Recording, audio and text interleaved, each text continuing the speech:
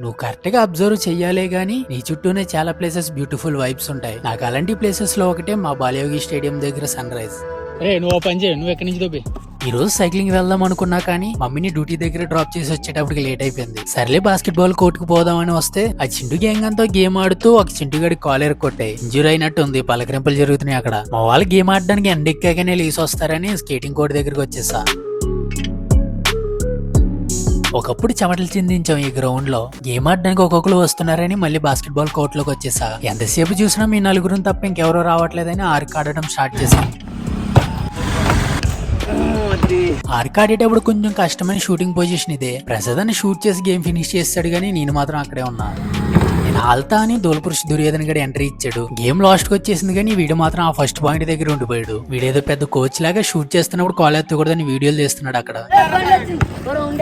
కానీ మేమే వాడిని ఒక రౌండ్ వేసుకున్నాం. నువ్వు ఫాలో సబ్స్క్రైబ్ కొడితే నెక్స్ట్ లో కలుస్తా. ఓయ్.